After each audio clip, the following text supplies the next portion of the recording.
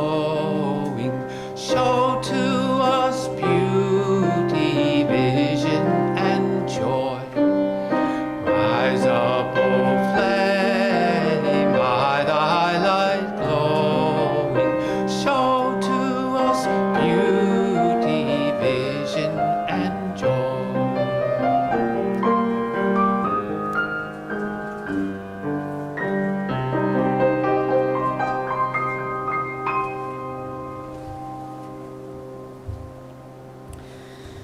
Oh, I forgot. I have a sweater or a scarf on.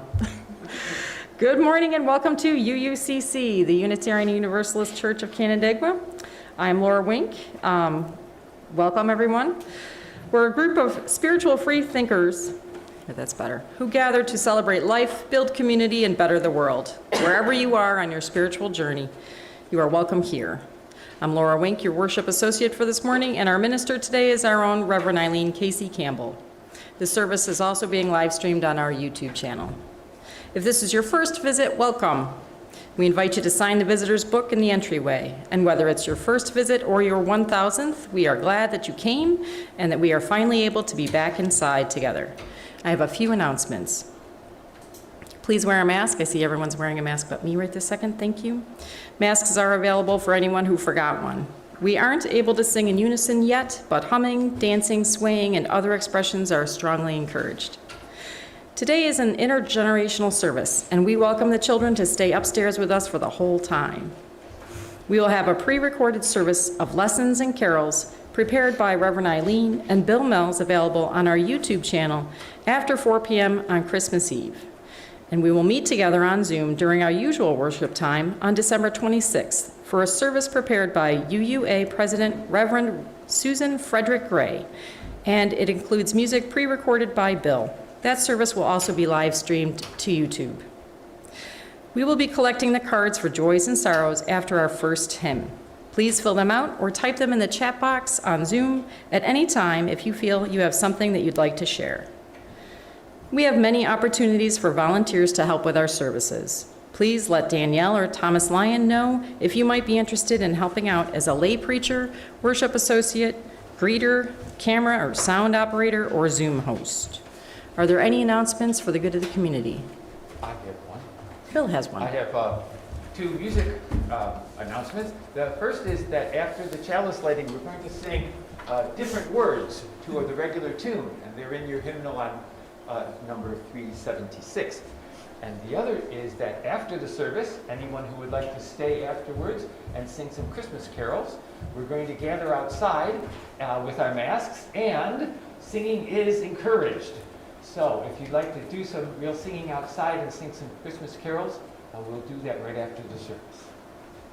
Thank you. As we prepare to be fully together, I remind everyone to silence your phones and devices, and we now enter a space of worship.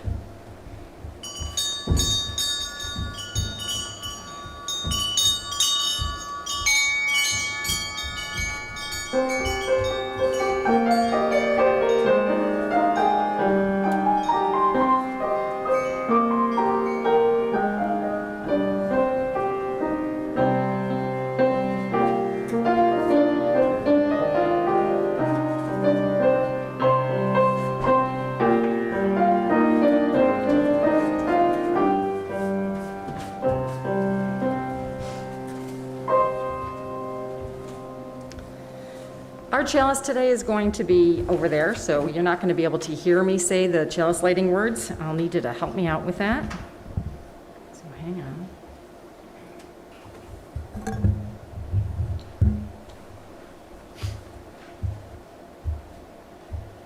This hour, as people of faith, with joys and sorrows, gifts and needs, we light this beacon of hope, Sign of our quest for truth and meaning in celebration of the life we share together.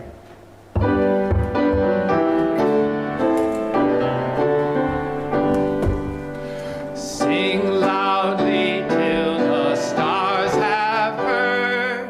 Enjoy feast on this bounteous word. Our praises call to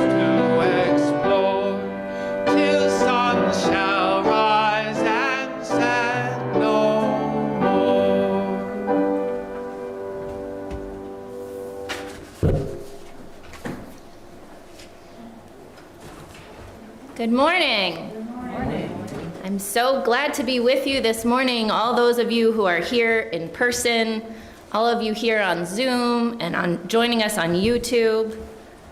I'm glad to be with you. So next week, probably on Christmas Eve, NASA will launch the James Webb Telescope into space. It's the successor to the 30-year-old Hubble Space Telescope, and it's the most powerful telescope humans have yet to make. It will be astoundingly powerful, actually. I've really been nerding out about it for a long time. So much so that scientists will be able to look closely at Earth-like exoplanets for the very first time. They'll be able to look to the edges of the known universe. And because light travels at a constant rate, the farthest reaches of the universe as we know it are also the farthest reaches of time as we know it. We will, with the Webb telescope, be able to see the light of the Big Bang, and possibly beyond it, if anything exists beyond it. We will see things we haven't thought to look for because we don't yet know that they exist. And I mean, how cool is that?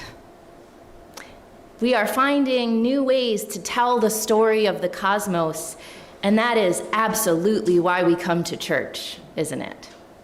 Church, like NASA, is a place to find joy in the unknown. It is a place where we gaze at the mysteries of the dark in awe.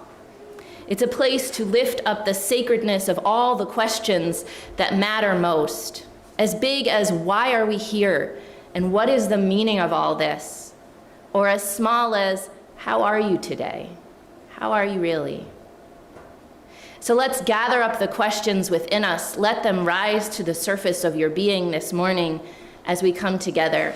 I'm going to ask the girls from the Hunt family to turn the wheel of our seasons and invite all of you to rise in body or in spirit and hum, sway, dance, or move as you feel moved to our opening hymn, Again as Evening's Shadow Falls.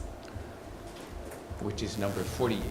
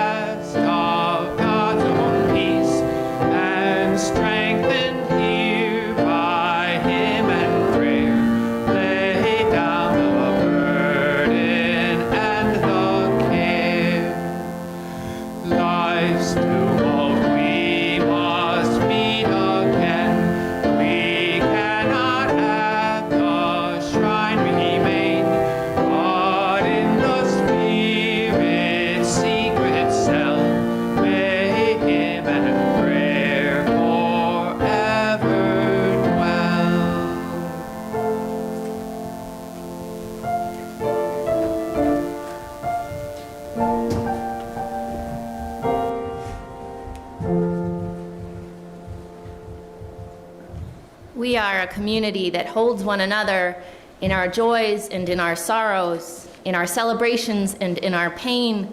We promise one another we are with you. So if you have joys or sorrows on your heart this morning and you'd like to share them either with the whole community or just with me, you can write them, if you haven't already, on the little card that is probably tucked into your hymnal or on your seat, or you can type them into the chat box on Zoom and someone will send them forward for you. And a basket will come from behind towards the front to bring your joys and sorrows forward. Are there joys or sorrows to lift up this morning?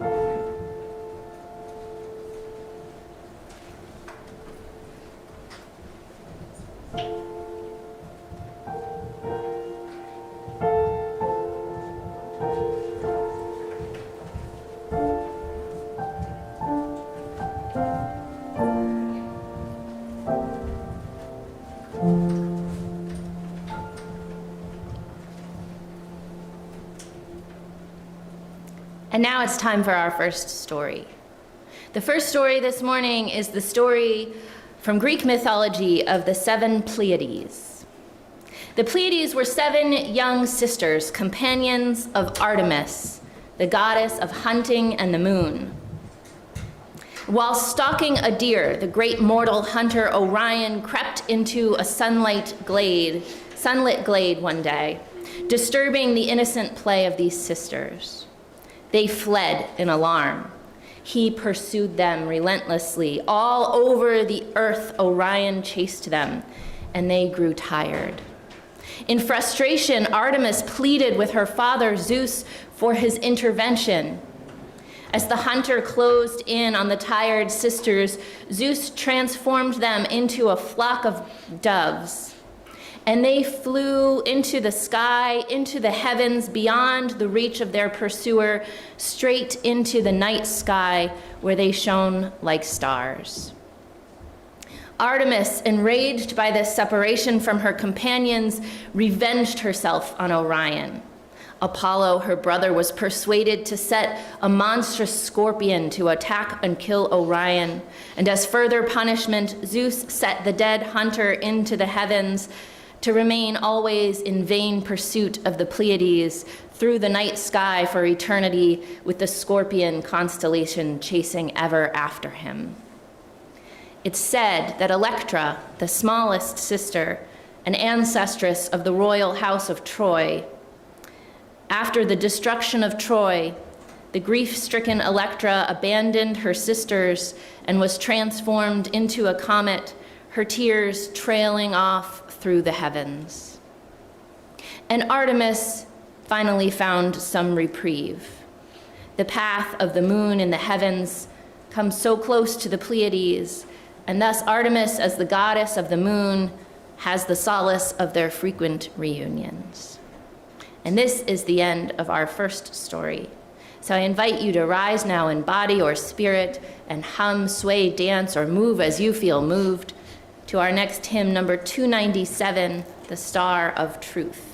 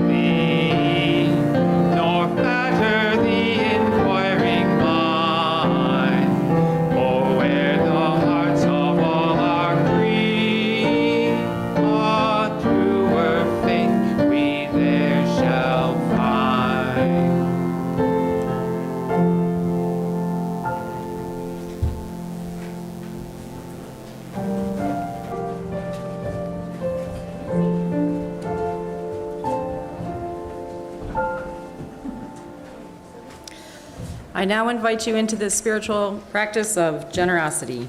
Donations from all of us is the primary way we fund the good work of this congregation. 1/4 of our plate collection this season goes to Happiness House, an educational, residential, health, and human service organization that excels in providing services to children and adults with and without disabilities through collaboration with families and partners throughout the Finger Lakes community. You can give to this morning's offering by placing cash or a check into the basket, and if you're joining us from home, by visiting canandaiguauu.org/connection/donate, or mailing a check to UUCC at 3024 Cooley Road, Canandaigua, New York, 14424. In any case, make a note that your gift is intended for today's offering. We now gratefully accept your offerings.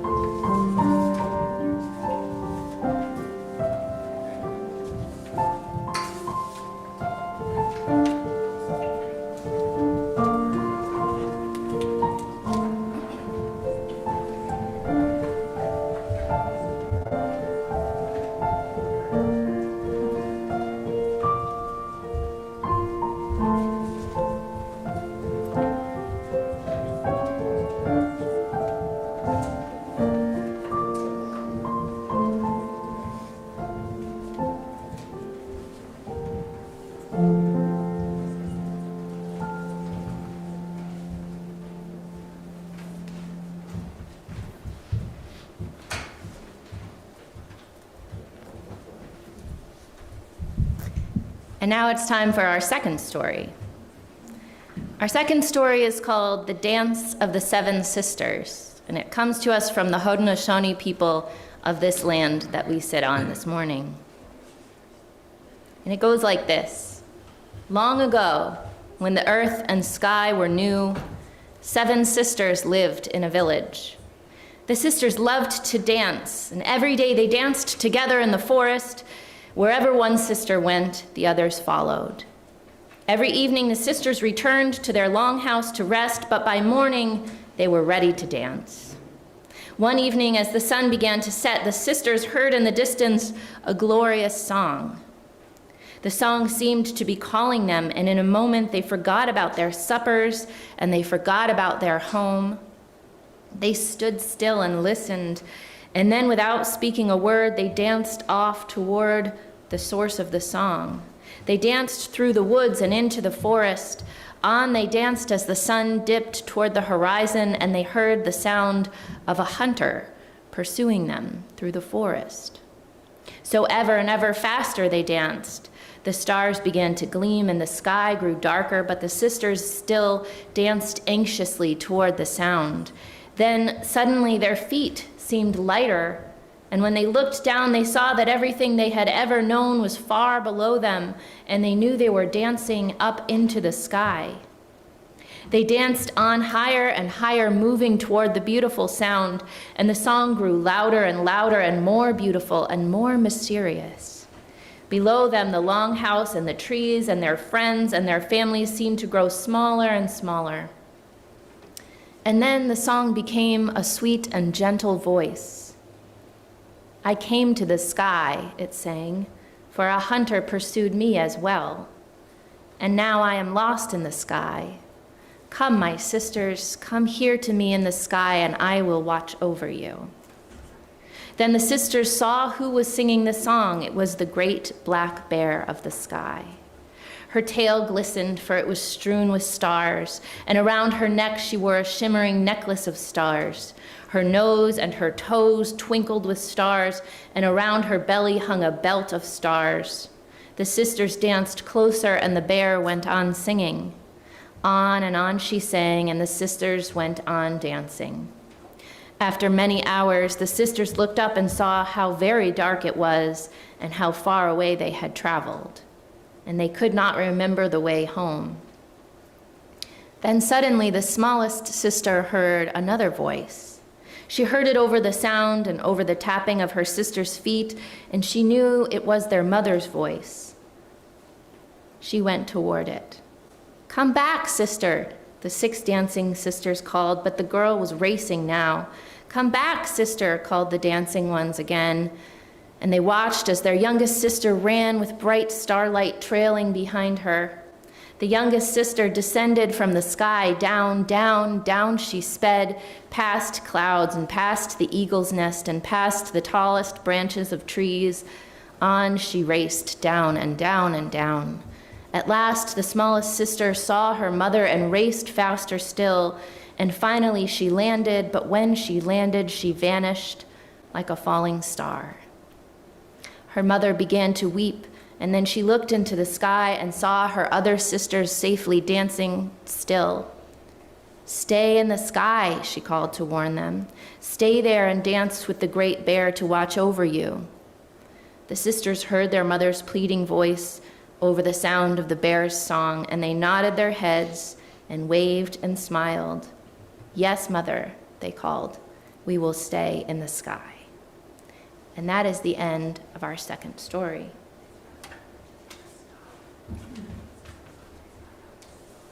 We have many stories and many joys and sorrows in our hearts this morning.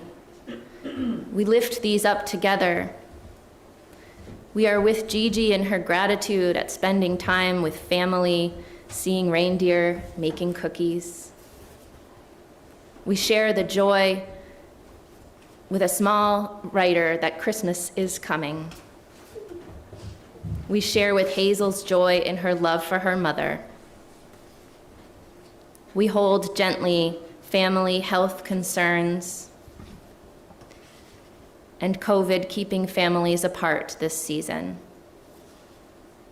And we lift up one final joy to share in Yule in person together this year. For these and all the joys and sorrows we leave in the silence of our hearts, I ask Laura to drop a single stone in the water and know that we are with you. And now it is time for some centering and meditation, followed by shared silence. I invite you to get comfortable where you sit, feel supported by your chair, by the floor, by the good earth that holds us all. Take a deep breath in and let it out with a sigh. This morning's blessing is by Sheila Shu. Your breath began long ago, before there were lungs, and before there were trees. Your breath began in the darkness of gases that hung a long, long sky from your song. Your bones are the bones of your ancestors, and before them calcium in the seas.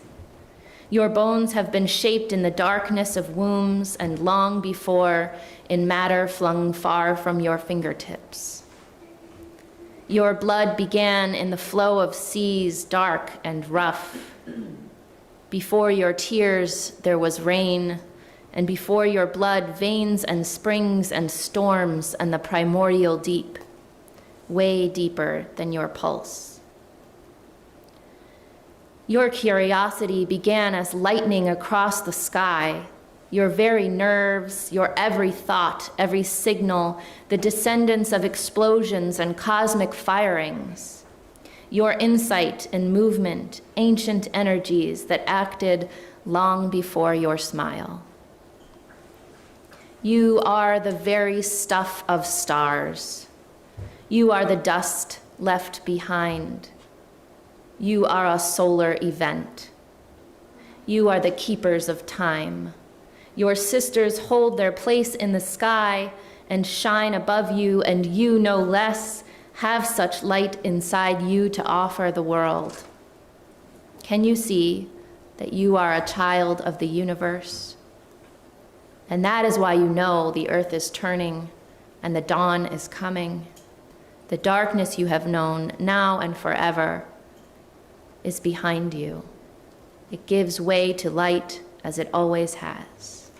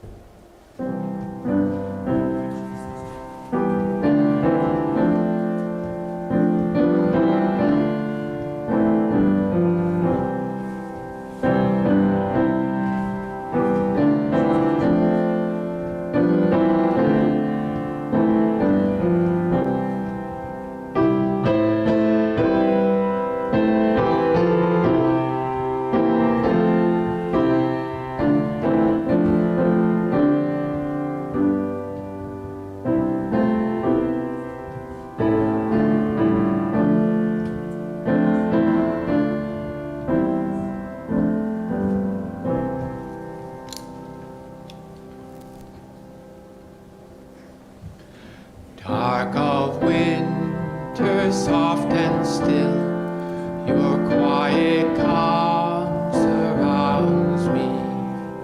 Let my thoughts go where they will, ease my mind profoundly, and then my soul will sing a song, a blessed song of love eternal. Gentle darkness, soft and still, bring your quiet to me. Darkness soothes my weary eyes, that I may see more clearly.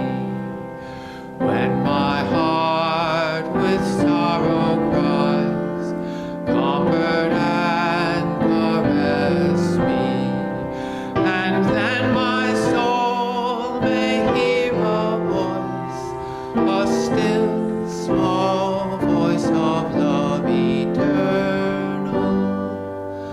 Darkness, when my fears arise, let your peace flow through me.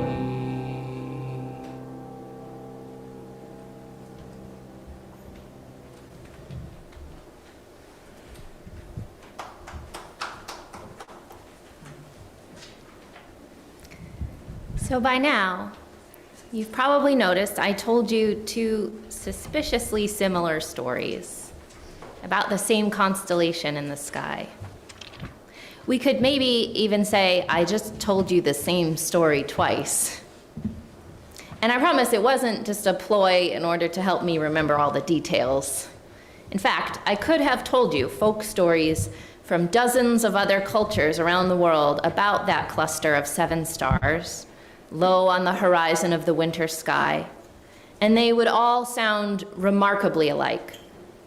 7 girls or women, usually sisters, are running from a hunter, sometimes an animal or an enemy or prospective spouse, and are cast off the edge of the horizon into the night sky as the constellation of stars we call the Pleiades, after the Greek version of the story. Then one sister leaves, comes back to Earth, or hides somehow.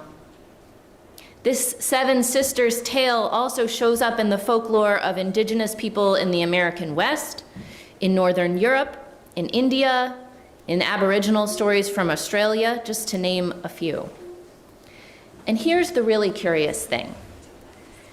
Only 6 of the Pleiades are visible without a really powerful telescope. There are 7 stars in this cluster, but one is so close to its neighbor in our visual field that they appear as the same star to the naked eye. So why is this story told all over the world in the same way? And how did all these ancestors think to include 7 sisters when only 6 of them can be seen? Well, mostly we don't really know. I'm sorry if you came to this church looking for certainty, spiritual or anthropological. I have to admit you will find more questions than answers here. But there is a theory. It's just a theory, a story itself really, but I like it. Astrophysicist Ray Norris has written a paper comparing the Greek and Aboriginal stories in particular, 2 of the tales that cannot be explained by modern cultural exchange, since we know they long predate the meeting of European and Australian cultures. But since we are moving through the universe, as are the stars that we see, the 7th star was once in a position to be observed in the night sky without technological help. Norris calculated that it was last observable around 100,000 years ago, before human migration out of Africa had really begun. So the story he tells is this: maybe this is a very old story indeed. Perhaps the oldest story we still tell. We cannot know. But it does our souls good, I think, to tell a story and to wonder. We just don't know is such an unsatisfying thought.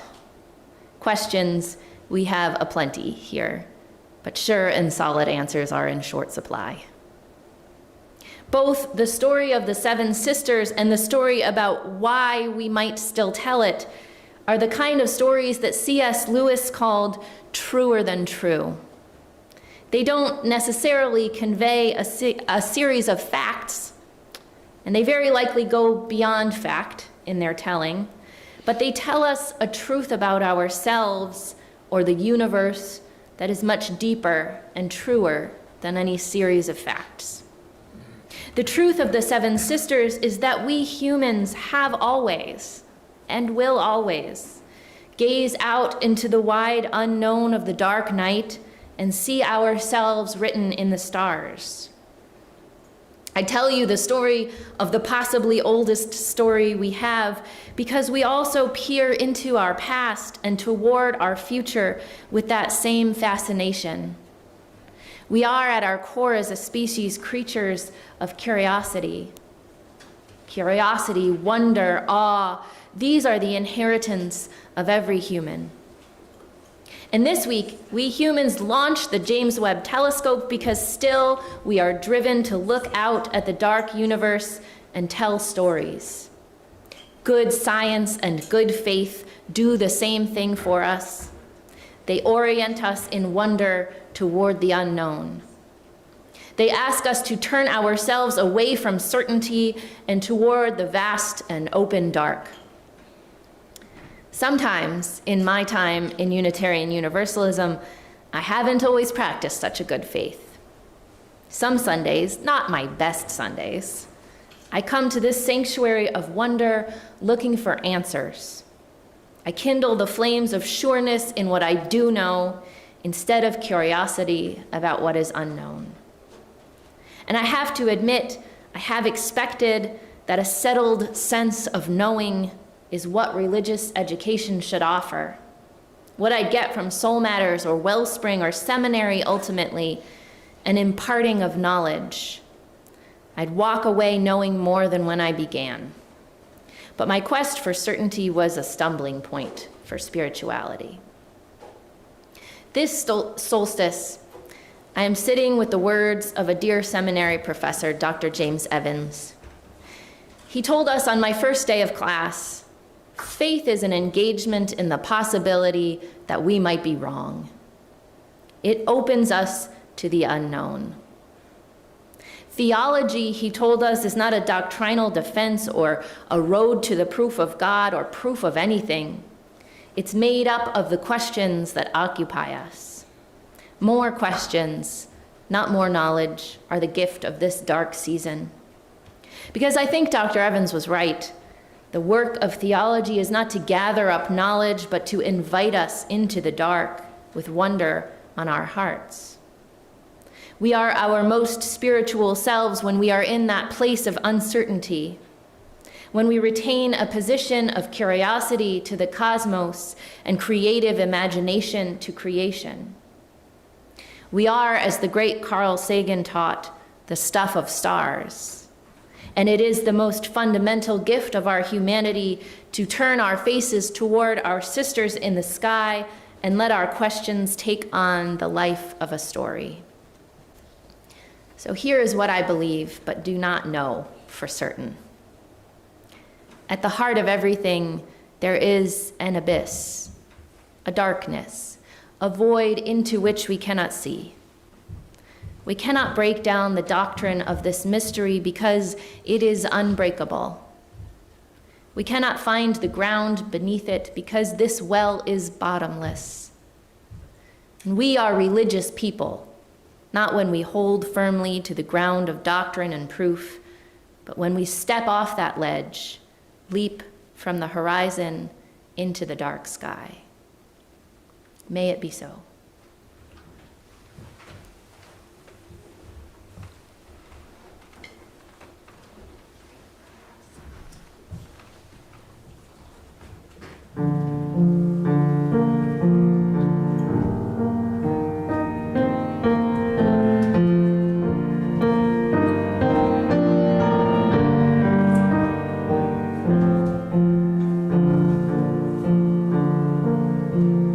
Sure, on this shining night of star-made shadow round, kindness must watch for me this side the ground. On this shining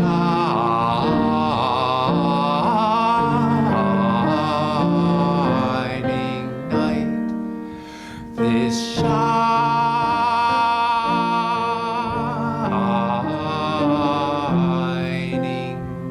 night.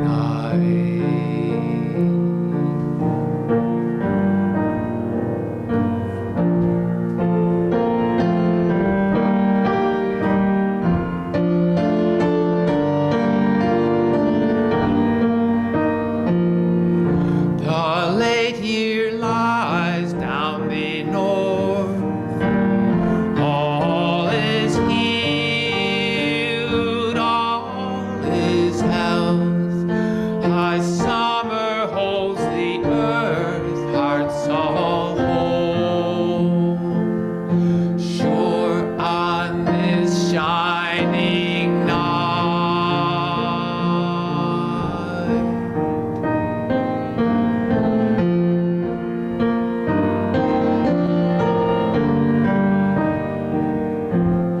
I weep for wonder, wandering far alone, of shadows on the stars.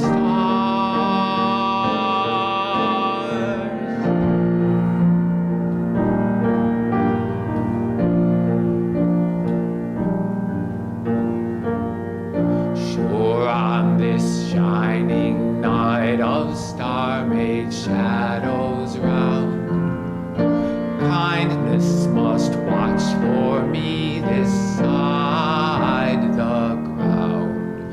On this shining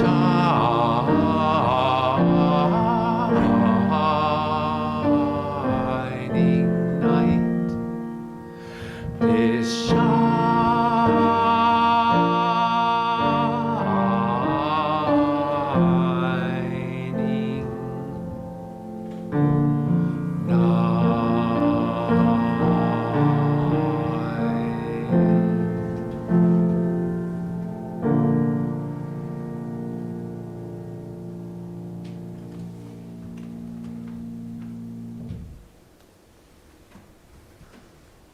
I offer as a benediction these words from Carl Sagan.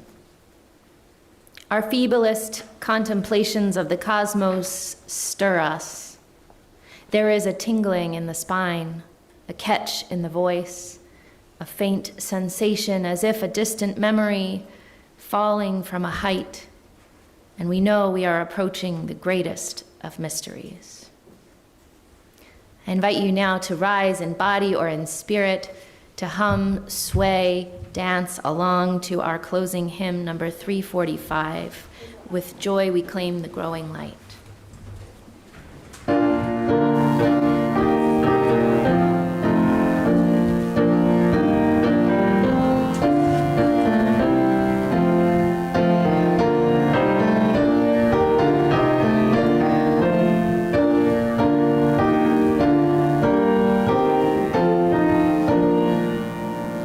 With joy we claim the growing light, advancing thought and widening view, the larger freedom, clearer sight, which from the old unfolds anew.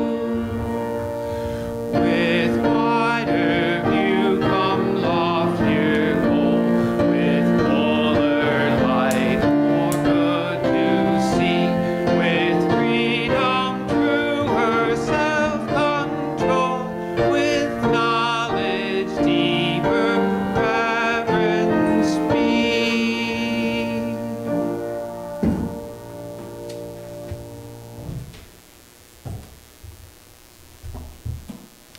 We will not be extinguishing that chalice.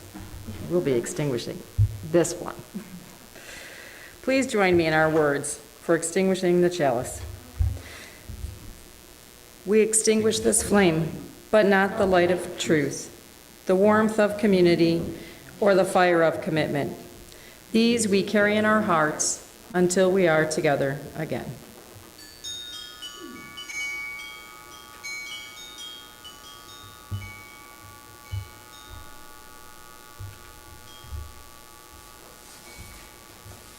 We want to invite everybody to head outside. Take a minute to get your coat on. It's cold out there.